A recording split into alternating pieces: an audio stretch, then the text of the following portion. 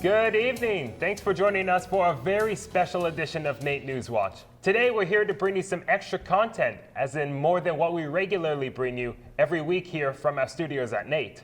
Throughout our past shows, our reporters have been bringing you the important news, sports, and entertainment from a student point of view in the community that you care most about. But with the semester winding down for the holidays, we wanted to use the time we have left to present stories that we find captivating and personally moving. Edmonton is Alberta's northern gateway to a new home and a stable life. As the city's rental prices have gone up to 8.8% in the past year, it's getting harder to avoid that stability. What can you do when your chips are down? We'll take a look now at the complex, tangled web of Edmonton's housing crisis. This is a pattern 86 armored crewman jacket I got out of the dump. Aaron Gordy's earliest memories were formed in government-assisted housing. It wasn't a lot cheaper than normal, but it was a little bit cheaper. I found this one in the garbage. And then we moved to a townhouse, and we couldn't afford that, so we moved to a different little condo, little bungalow thing. We were renting the whole time, obviously. We never owned anything. Then I moved out on my own. At a film showing of Push on National Housing Month, Gurnett explained that the housing dilemma worsened after decades of cutbacks to social housing. Because crisis is a word that's used for something that happens unexpectedly and suddenly, like a war breaking out is a crisis. But what's happening with housing is something that has been deliberately, carefully built over years and years and years. For Gordy, these generational issues are as individual as they are social. Poverty is sort of hard to determine when you start looking that far back in time. He moved out at 18, roughly the same age as his parents when they also had to move out. I don't want to say it's cycles of poverty because I think they both had the chance to leave, but conditions and factors outside of economic conditions forced them back. You know, physical and emotional abuse plays into sort of the cycle of poverty in a way that a lot of people don't really think about. A similar sentiment is echoed at the Edmonton Police Services. At the encampments, a large percentage of the people there, they're true vulnerable. The term vulnerable applies to anyone at risk to themselves due to physical, mental, and/or behavioral causes. Homelessness is killing people now. If it doesn't kill you, it'll leave you living in misery. EPS works as part of a Healthy Streets operation team to support the vulnerable people living on the streets. It's hard to get out if you have no support structure, if you have nobody in your corner to give you a hand. It's real hard to pull yourself out by the bootstraps. I got lucky with a lot of people helping me out. Edmonton currently has no significant rent caps in place, which allows prices to spike. But this also means that companies are more inclined to build housing for a growing population, which helps with homelessness rates. There's also folks that have severe financial difficulties, and then they end up, here they are homeless in Edmonton. But Edmonton has seen this before, nearly 100 years ago. This was home to the Grierson dump communities of the 1930s Great Depression. As you can see, there is nothing here now, but makeshift shelters can still be found at spots around the city. A testament to fending for yourself when no one else will fend for you.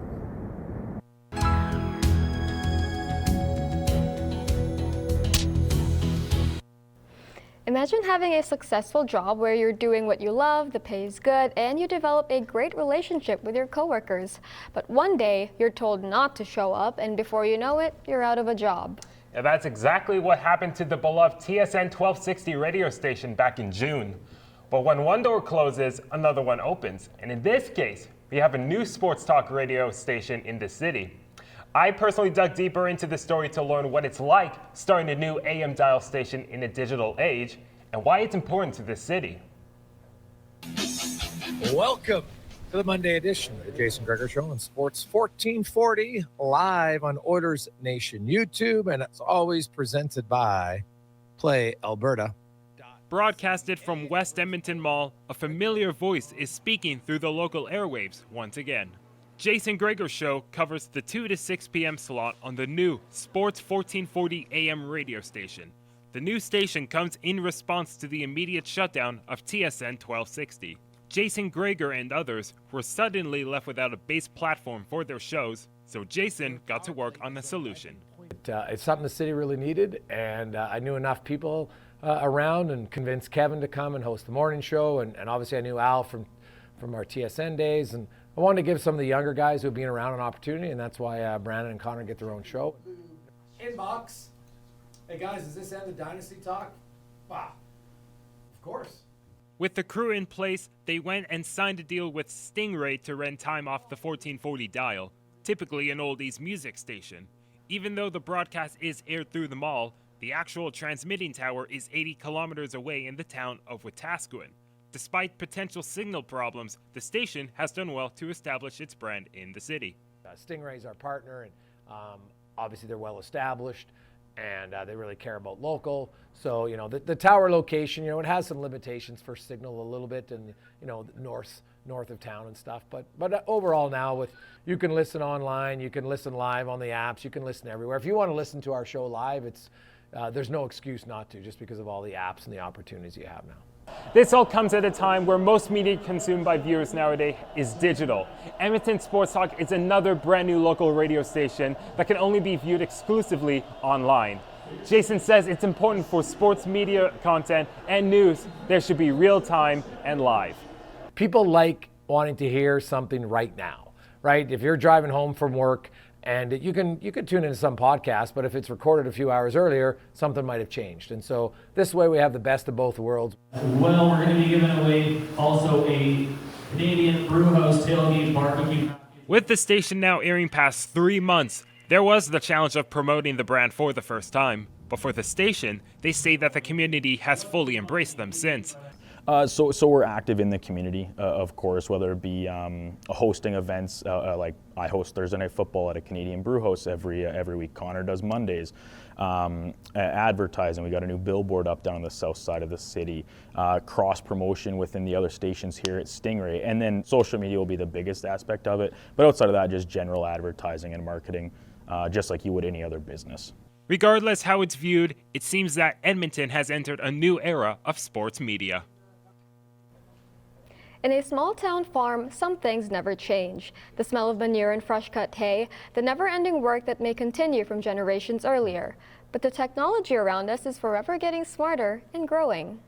It's true, and honestly, more and more farmers are finding ways to incorporate it in their daily lives. But for this family, it was not always their plan. Alcaris Jorgensen has more on that story. Thank you so much, guys. It's just so crazy to believe that products like this can come from local farms that you may not know of or you may know of, but trust me, they're around. I had the chance to go to Leduc and check out a local dairy farm that has just the most amazing story and really learn about where they came from and where they are now. According to the recent Alberta Milk Report, there are around 500 dairy farms in Alberta, producing about 833 million litres of milk a year. Each time you see the Dairy Farmers of Canada logo on milk, butter, cheese, and other dairy products at the grocery store, there's a good chance that dairy could originate in local farms. Farms that hold years of hard work, dreams, and dedication to their work, cattle, and families. Just outside of Leduc holds a family that has a love for their career, a love that pushes them to work hard and expand their knowledge wherever possible. For Tim and Deb Hofstra, it doesn't matter how long they've been doing it, but how much they can continue to grow. We purchased this farm July the 1st of 1978, so 45 and a half years ago. With almost 5 decades of hard work and 3 generations of family members that actively work hand in hand on the farm, it's clear to anyone who meets the Hofstras this isn't just a job for them. Tim and Deb both grew up farming. The days of being high school sweethearts led them to work every day beside each other on their farm.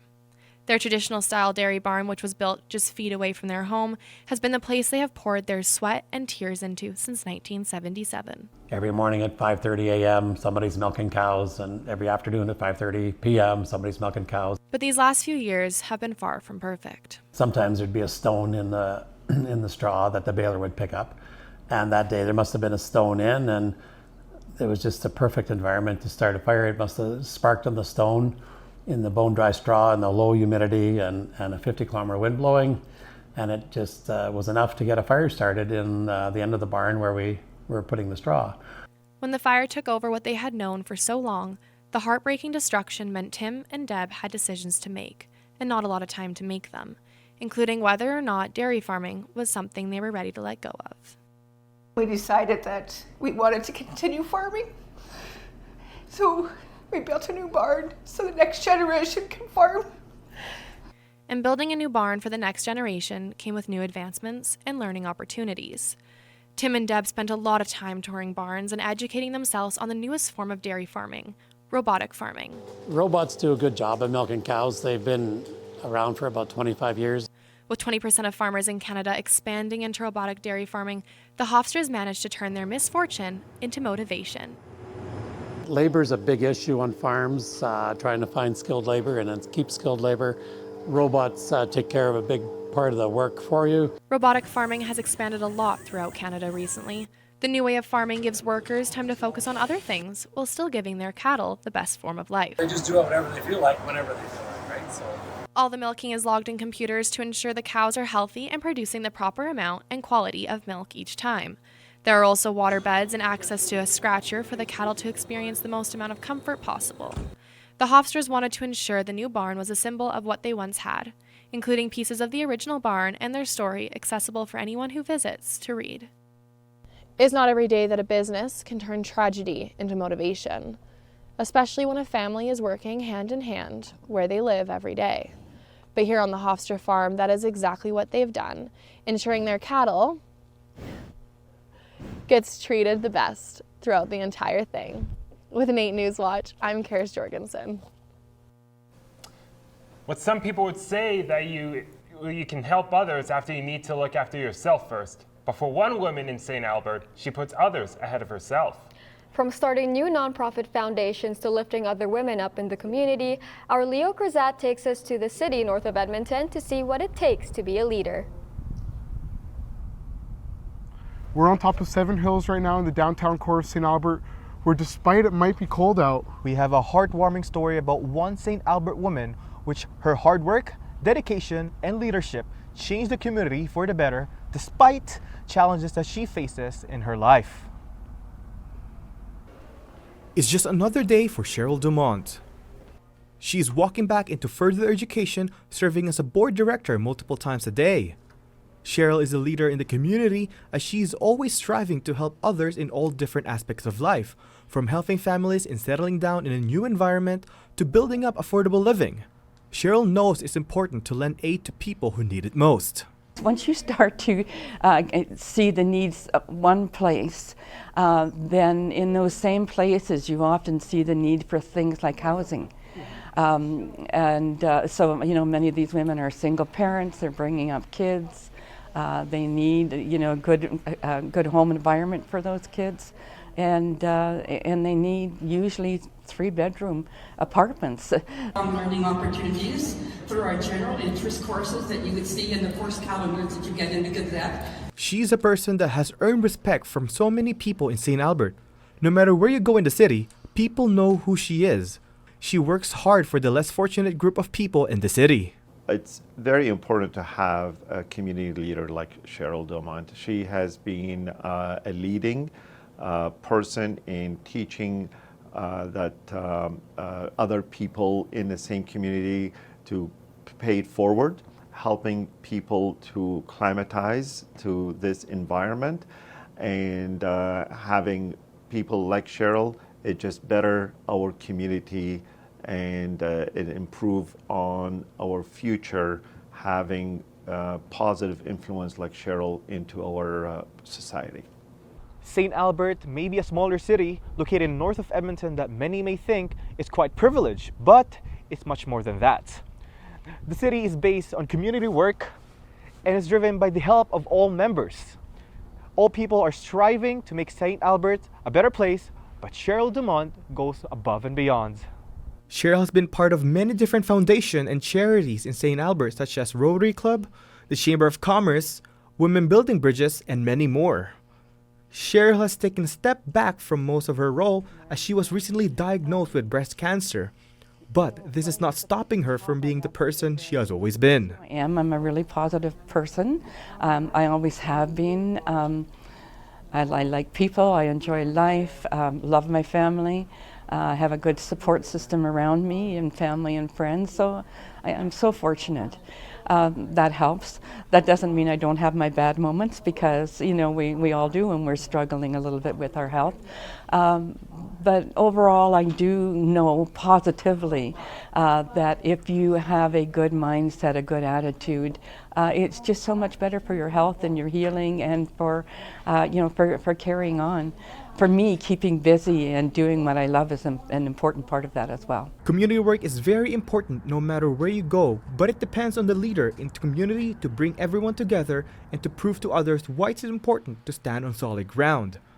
Cheryl is an inspiration to so many around the city, and hope that all people can walk the same line of life as she has. From NAIT NewsWatch Extra, I'm Leo Cruzat. Well, joining us right now is Wu and Owette, who will take over our seats while Alyssa and I take a break. I'm sure they've got some very unique stories coming up here. I myself am an avid sports radio fan, so my story was pretty fun to cover. Yeah, my story on housing made me feel kind of disheartened, but it also made me weirdly hopeful. I can't wait to see what else you've got coming up. Well, Alyssa, there's some real interesting stuff in store for you. Absolutely. We got so much stuff, such as stunts, theaters, and kitchens, but I'm not going to spoil too much just yet. I can't wait to hear it after we come back from this short break. Absolutely, so make sure you stick around. You don't want to miss it.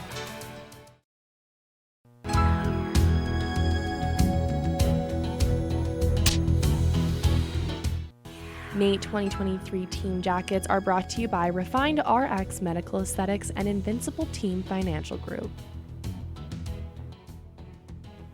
Welcome back to our first NewsWatch Extra show to wrap up our semester of storytelling.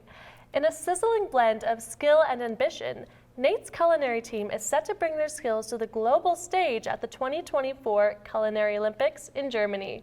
They'll be bringing some special Canadian flavor to the competition, and as a report for these competitors of cuisine, it's about doing something that they love best, bringing art to the kitchen.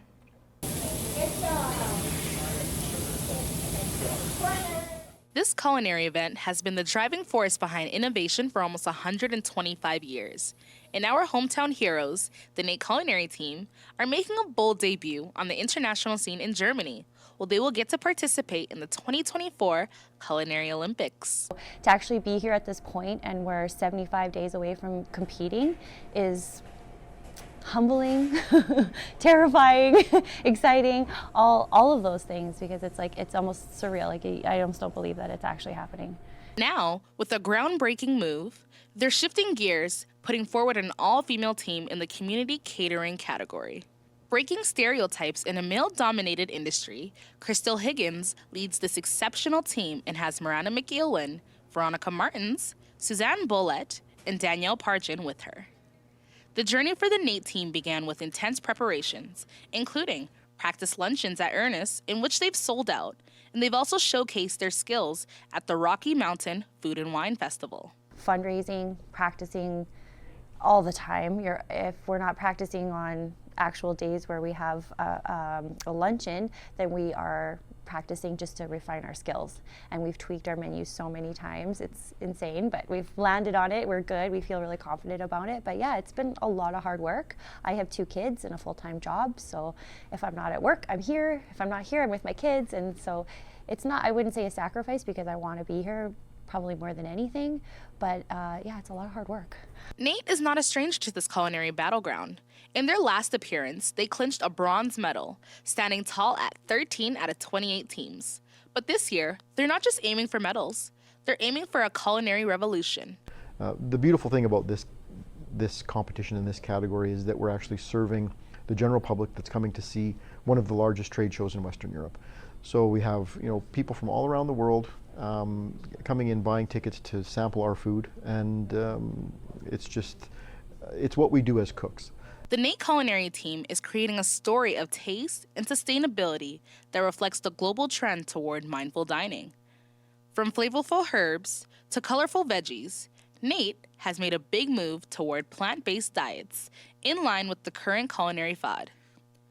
In a world where tastes are always changing, this team is leading the way in innovation for future plates. Excited to see how our menu will stack up to the others. Making that sort of paradigm shift change from meat being in the center of the plate to vegetables now.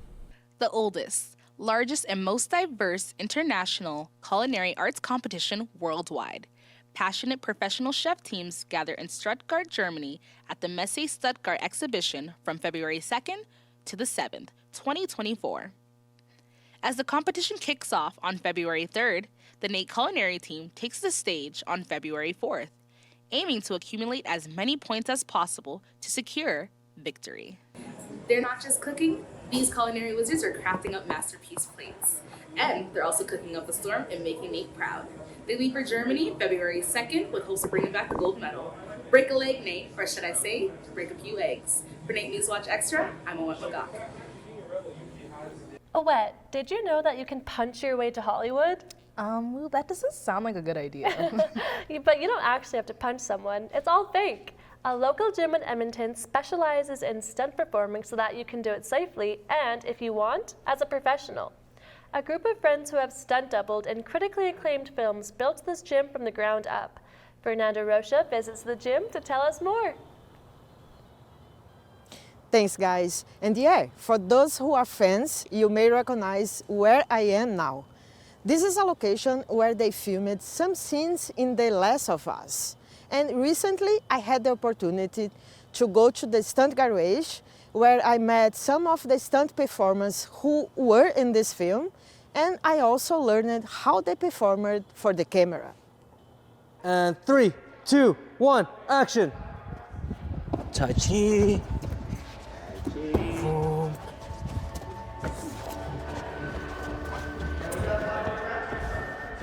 This is the training ground for stunt and film enthusiasts. Stunt Garage is an outdoor gym and the only one of its kind in Edmonton. The gym was built by a group of 4 friends, now owners, who recognized the need for a training space.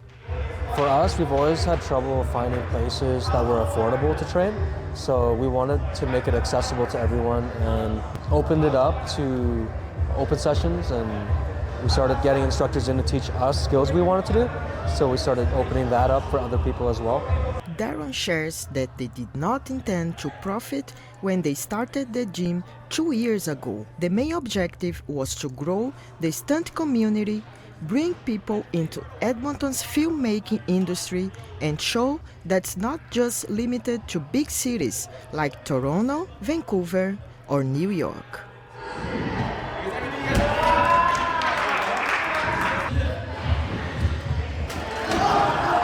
John has a long experience in martial arts and has been going to open gyms for around 10 years, where he met and became friends with the rest of the group at the Stunt Garage. And we would just train together and got to be friends. We were just trying to do different sports. There's a bit of tricking, parkour, breakdancing together. And after a while of doing this, we all went to our respective post-secondary or something else, some of us, and we decided we wanted to try pursuing a career in stunts. From there, they've worked in numerous films, and since its opening, the Stunt Garage offers grappling, weapons, acrobatics, tricking, parkour, and breakdancing class for those over 16, and anyone from all backgrounds can join the gym. You can come in, you don't need any skill sets, just sign the waiver and have a willingness to learn, and we can teach you what you'd like to know. The biggest challenge for the Stunt Garage is visibility for the film industry in Edmonton. They are working with different organizations within the city to help bring awareness.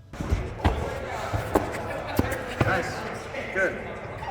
So what Stefan is doing? The goal is to grow the community here so that there's a self-sustaining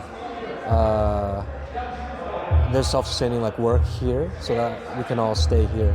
But there's never been a hub for people to learn together like there is in Vancouver and Toronto. So that's something we think is really necessary for that film to grow and for productions to come here and see that they can shoot action here. I think it's hugely important to have a place like this that they can see, hey, okay, there are people here.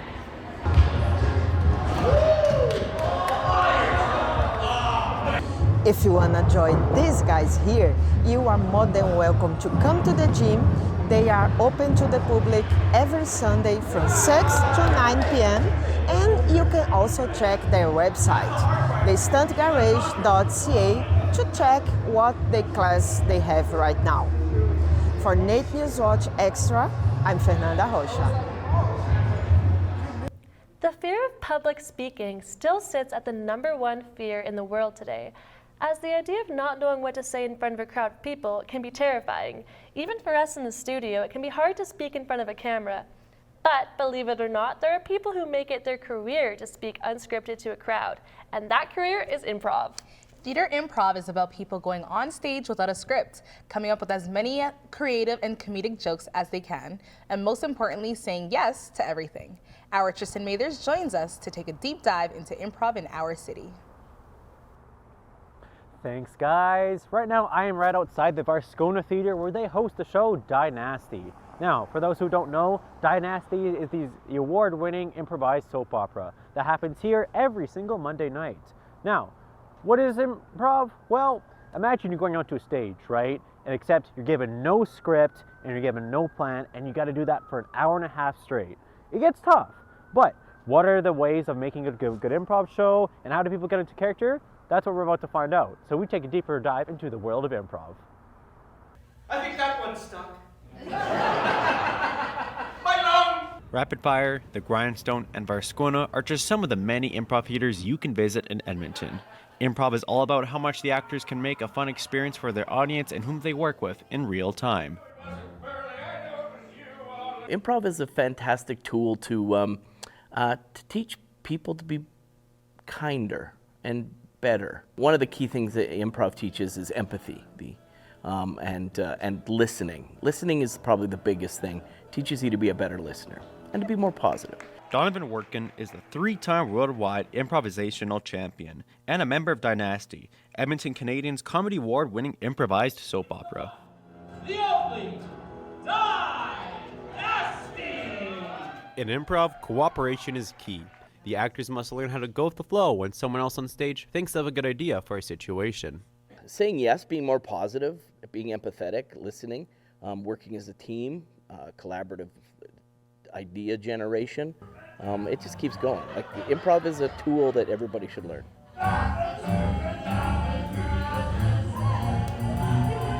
Other than the cast working together, audience engagement is also a key factor to improv the show.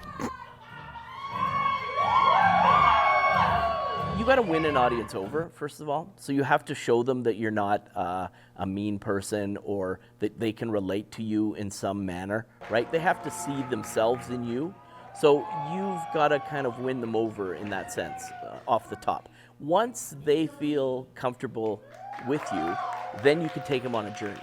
And that's the most fun about improv. It's the most fun about stand-up too and stuff like that. Whether it's because a friend recommended it, or just wanting to act, or for the sake of trying something new, people get into improv in many different ways and for many different reasons. It just seemed like fun, honestly. Like the group of people at my high school who were doing it were a really fun, cool group that I wanted to be a part of. And then once I got into it, I noticed like I was pretty good at it and enjoyed it and felt like it was a really good creative outlet. I got to do a workshop long ago. I won't pretend to tell anyone how old I am. Yeah, I just got hooked right away, and I wanted to keep doing improv, and I found that it actually helped a lot with dance and with theater. You know, you forget a line, at least you can improvise around the line, or like in dance, you know, physically you can kind of improvise your way around it. If people are deciding to get into improv, sometimes the easiest way is to improv something that they like. Improv shows the inner personalities of people on stage and even their odd types of humor, but the actors embrace it in a way that works. The first thing is to like find out what you like. There's someone I know who says find your weird. So like if you really like anime, maybe you want to get into some kind of anime improv, or like, you know, if you like horror improv. Can they all just like flip down so we can do it like yes Big actors such as Will Ferrell, Tina Fey, and Steve Carell started in a place like this.